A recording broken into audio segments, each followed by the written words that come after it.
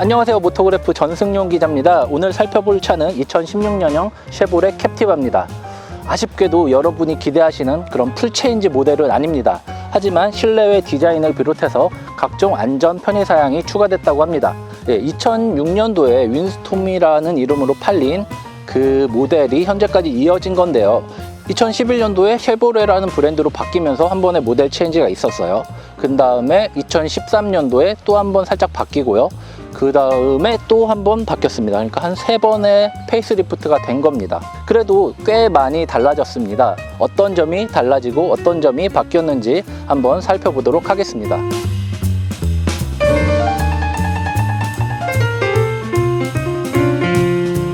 네, 가장 큰 변화는 전면부예요. 전면부 보시면은 그릴과 램프 그리고 뭐 안개등과 범퍼 등이 꽤 많이 바뀌었어요. 듀얼 포트 그릴이라고 해서요. 쉐보레 측이 미는 거죠. 가운데 이 발을 통해서 그릴이 양쪽으로 나뉘는 거예요. 근데 이전 모델 같은 경우는 이 상단부와 하단부가 크기가 비슷했어요. 거의 뭐 4대6, 5대5 이렇게요.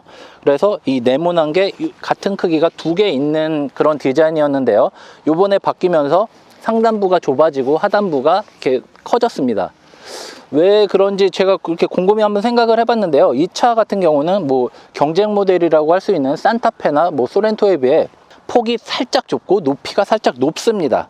그렇기 때문에 약간 비례가 좀 껑충해 보일 수도 있다는 거죠. 그렇기 때문에 하부에 단단하게 힘을 준 거죠.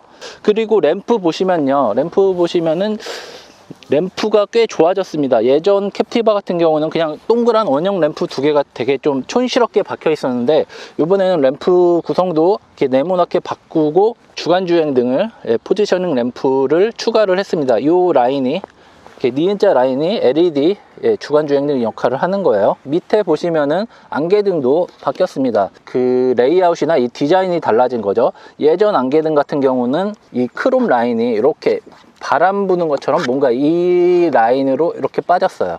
제 생각에는 이 주간주행등 라인과 맞춘 걸로 보입니다. 그리고 예전 캡티바는 또 이 라인이 되게 편편했어요. 되게 이렇게 쭉 부드럽게 이어졌는데 지금 모델 같은 경우는 여기서 이렇게 보시면 아시겠지만 굴곡을 꽤 많이 줬어요. 하단에도 이렇게 범퍼 프로텍터를 달아갖고 오프로드 같은 데서도 좀 이렇게 좀 차에 데미지를 덜 줄 수 있게 이렇게 달아놨습니다.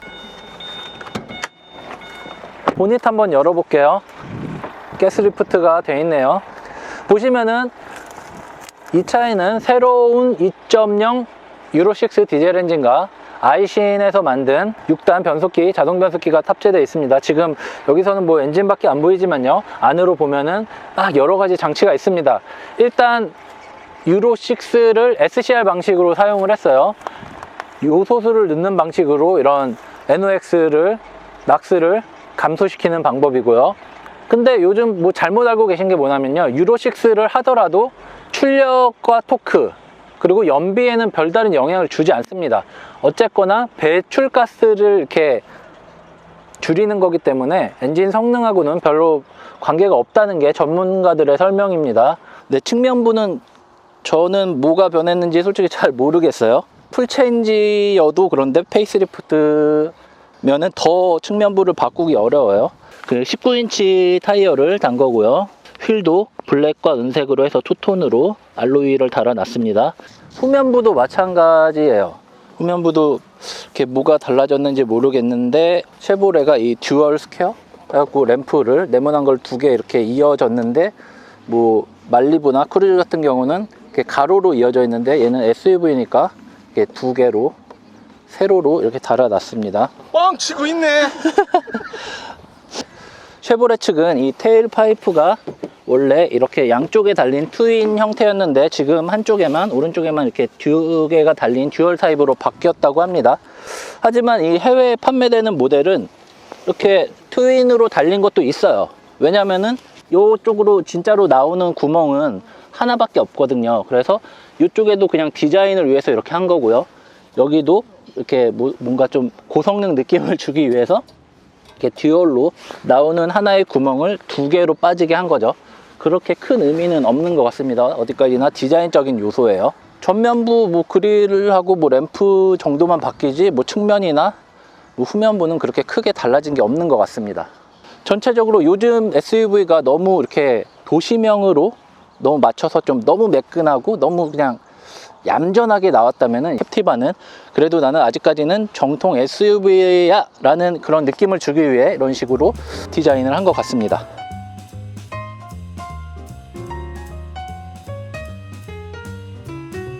실내도 한번 살펴보도록 할게요. 실내는 딱 보면은 그렇게 큰 변화는 없습니다. 하지만 꽤 많이 달라졌다는 것을 이렇게 차 좋아하시는 분들이라면 알 것 같아요.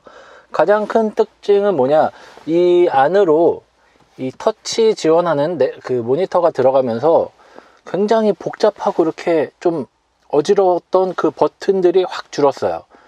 줄어들면서 굉장히 이 센터 패시아에 있는 인스트루먼트 패널 부분에 있는 각종 조작 버튼들부터 해서 꽤 많이 달라졌습니다.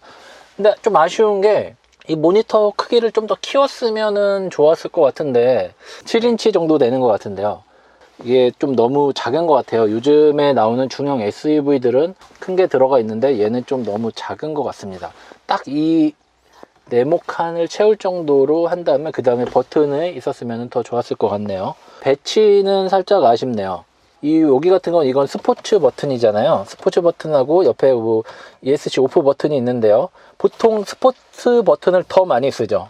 더 많이 쓰는데 ESC 오프 버튼은 거의 안 쓰고요. 근데 스포츠 버튼이 더 멀리 있죠. 이렇게 하다가 뚝 누르게 했으면 더 좋았을 것 같아요. 홈 버튼은 있잖아요. 근데 요즘에 제가 보기에는 현대기아차가 참 잘하는 게 내비게이션 메뉴, 목적지, 현재 위치 뭐 이런 등등이요. 이런 거는 버튼으로 뺐어요. 왜냐면은 아무리 이런 게 있어도 2번, 3번은 눌러야 되거든요. 그냥 모든 거를 대부분 이렇게 오디오나 공조기 빼고는 다 이 터치에 몰아 넣어갖고요. 뭔가 좀 급하게 쓸 때는 좀 불편한 게 있는 것 같아요. 그 부분은 좀 아쉽네요. 여기 보시면은 그 열선 시트가 있어요. 열선 시트가 있는데 쿨링 시트는 없네요. 전자식 파킹 브레이크가 적용된 거는 좋은 것 같습니다. 요즘에 이게 풋브레이크나 사이드는 점점 사라지는 추세죠. 여기 같은 경우는 보통 그 우레탄을 많이 쓰는데 얘 같은 경우는 완전 생 플라스틱이에요. 우레탄의 향기가 전혀 느껴지지 않고요. 여기 같은 경우도 뭔가 기스도 잘 날 것 같고 뭔가 좀 이 닿는 느낌도 별로인 플라스틱이 들어가 있어요. 그래도 뭐 USB 포트가 2개가 있고요. 뭐 여기도 간단하게 뭐 스마트폰 같은 거를 놓을 수 있는 수납 공간이 있고, 여기 보시면은 콘솔이 꽤 깊어요. 이거를 누르면은 이렇게 와서 컵홀더가 되고, 여기도 뭐 이렇게 놓으면 되고요. 그리고 여기 암레스트에도 또 이렇게 수납 공간이 있어요. 수납 공간이 꽤 넓은 거는, 많은 거는 좋은 것 같습니다. 여기도 꽤 넓네요. 일단 수납 공간이 넉넉한 거는 장점인 것 같아요. 스티어링 휠도 꽤 많이 바뀌었습니다. 원래 이렇게 된 4스포크 타입이었는데요. 그 사이에 무슨 겨드랑이 겨털처럼 버튼이 있었어요. 근데 이 버튼들이 저는 정말 보기 싫었는데 얘가 이쪽으로 스티어링 양쪽에 있는 스포크로 옮겨왔죠. 훨씬 이렇게 잡는 것도 좋고 간결한 것 같습니다. 그리고 계기판 디자인도 바뀌었어요. 세부적으로 바뀌었죠. 쉐보레 차에서 많이 사용하는 건데요. 듀얼 스퀘어라고 해갖고 카마로에서 사용된 이 듀얼 스퀘어 테일램프 디자인이 이 계기판에도 들어간 거죠. 그리고 가운데는 주행정보창이 작게 있고요. 그 위에는 연료 게이지가 있습니다. 굉장히 깔끔한 것 같은데 뭔가 이 빈 공간이 있고 독특하면서도 어수선한 느낌도 살짝 들고 비대칭, 형식의 파괴?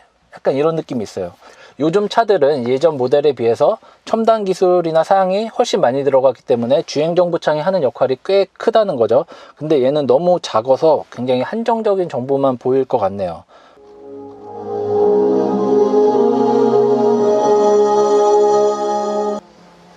이렇게 해갖고 테더링이 되는 거죠. 블루투스로 연결이 되는 거예요. 스마트폰에 있는 기능들을 이렇게 차에서 편하게 사용을 할 수 있는 거죠.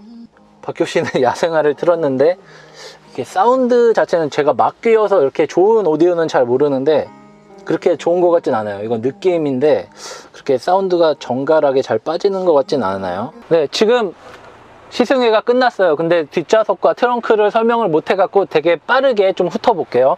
일단 보시는 것처럼 무릎 공간에 꽤 여유가 있습니다. 여태까지 저희 PD가 앞에 앉아서 왔기 때문에 한 180이 넘는 PD가 앉았었기 때문에 뒷좌석은 최대한 앞좌석은 최대한 넉넉하게 뽑아낸 상태입니다.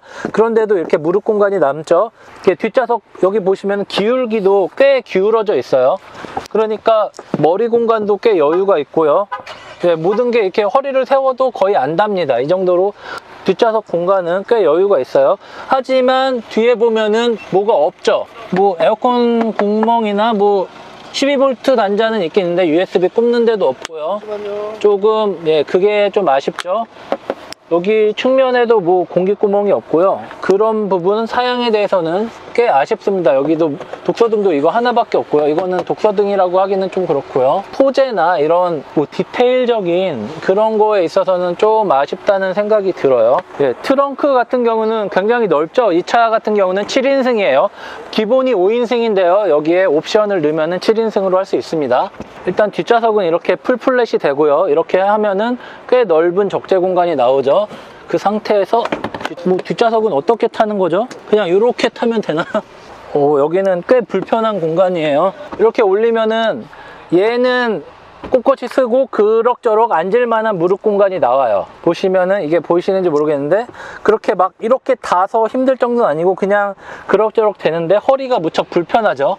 이 차 같은 경우는 7인승 안 타시고 그냥 5인승 타시면 좋을 것 같아요. 굳이 이런 뒷좌석을 만들어서 2열의 편안함을 포기할 이유는 없을 것 같아요. 근데 보시면은 이렇게 딱 하면은 이렇게 같이 헤드레스 접히고요. 이렇게 누르면은 편하게 플랫해서 쓸 수 있습니다. 짐이 많이 들어가면은 뒤가 무거워지잖아요. 이 차 같은 경우는 뒤가 무거워졌을 때, 짐을 많이 넣어서 뒤가 무거워졌을 때 셀프 레벨라이징이라고 해갖고 뒤를 살짝 올려주는 기능이 들어있어요. 뒷차축을 살짝 들어줘 갖고 이 평행을 맞추는 거죠. 그래서 무게중심을 어느 정도 5대5 비율을 그렇게 인위적으로 조정을 해줘서 주행 안정성을 높이는 기술이 들어있는 겁니다.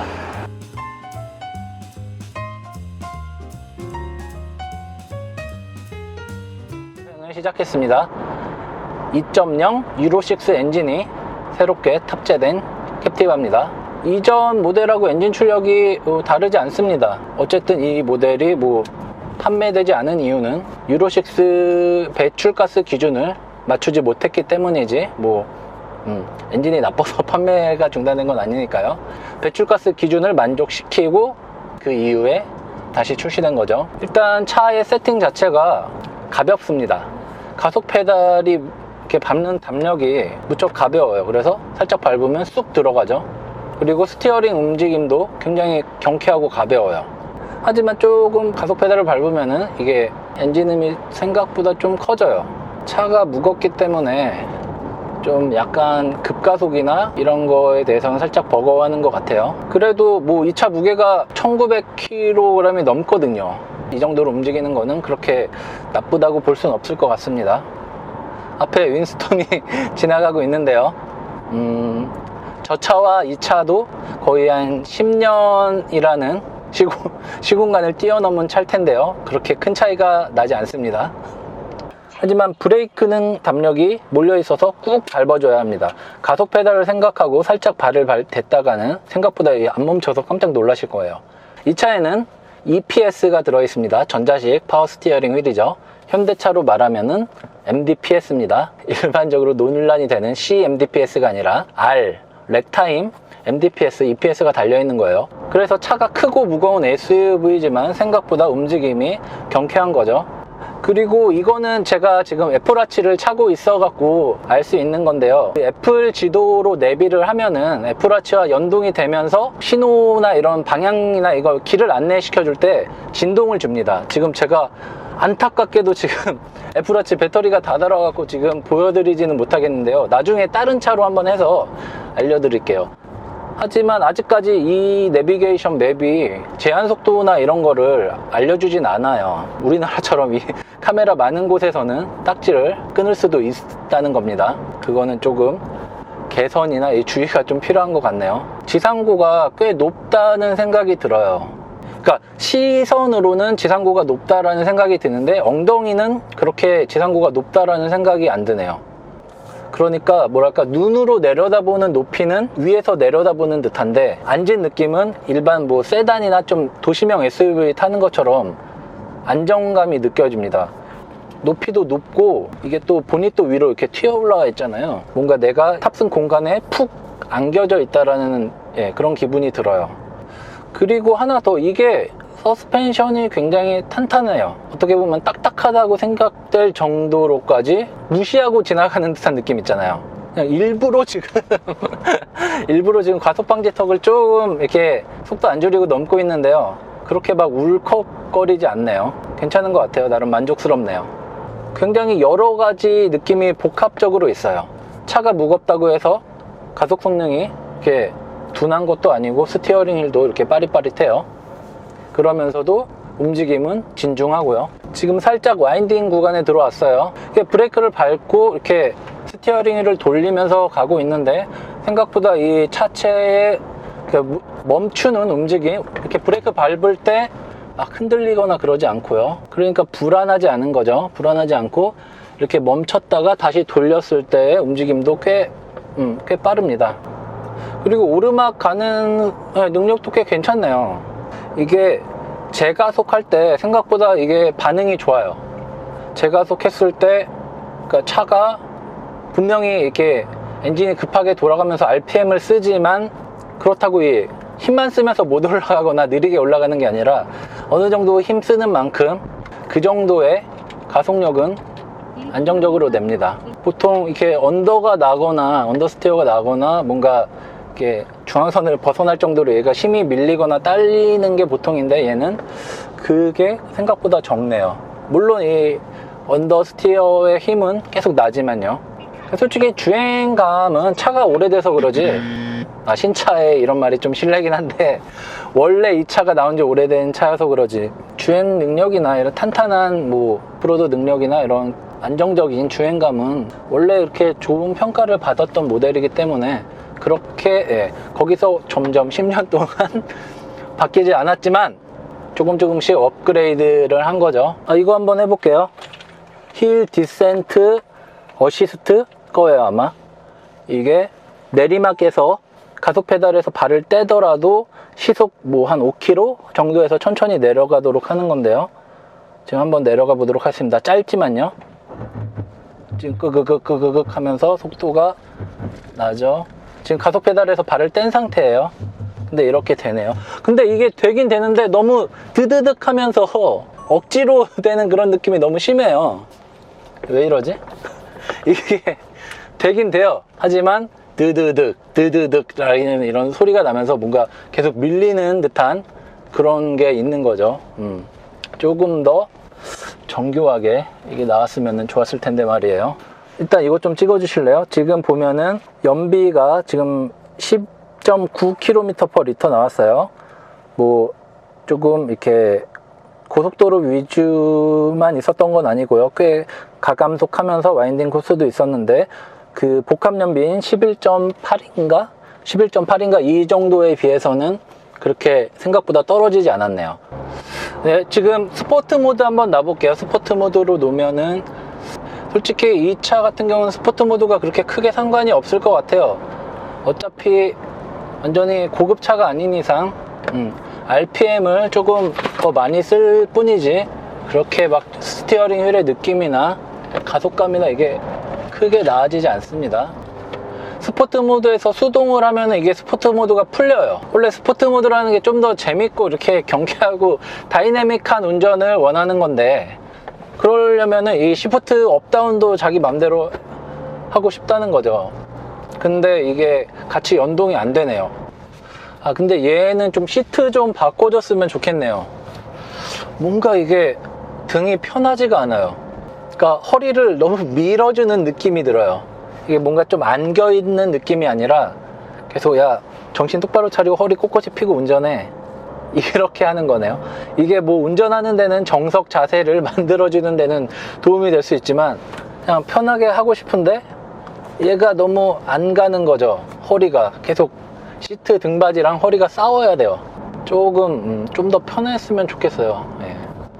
그러니까 2016년형으로 바뀌면서 사각지대 경보 시스템과 후측방 경보 시스템이 탑재됐습니다. 깜빡깜빡하죠. 이게 차가 있으면은 그냥 빨간색 불만 들어와요. 근데 차가 있는데도 내가 깜빡이를 켜면은 하지마 라고 이렇게 깜빡깜빡 됩니다. 물론 이 차는 사골이라는 평가를 받을 정도로 나온 지 오래된 모델의 상품성 개선 차입니다. 딱히 그들에 비교했을 때 무엇이 정말 좋아 딱 찝을 만한 것도 그렇게 있진 않지만 그들에 비해서 뭐가 안 좋아 나빠라고 말할 수 있는 것도 없는 것 같아요. 찾기 힘든 것 같아요. 그만큼 탄탄하고 안정적으로 잘 달리고요. 딱 이 차급에서 이 차에 대한 소비자들이 원하는 정도를 충실하게 만족시켜 줄 수 있을 정도로 갖춘 그런 차라는 생각이 드네요. 네, 지금까지 쉐보레 2016년형 캡티바를 타봤습니다. 요즘 SUV들이 너무 도심화 돼갖고 도시명으로 바뀌어갖고 좀 재미없고 심심하고 그런 느낌이 들기도 하는데요. 캡티바는 그래도 나름 그 강인한 SUV 특유의 그런 육중함을 유지하면서도 뭔가 안정적이고 그런 본연의 모습을 SUV 본연의 모습을 지키기 위해서 꽤 노력하는 모습이었습니다. 지금까지 모터그래프 전승용이었습니다.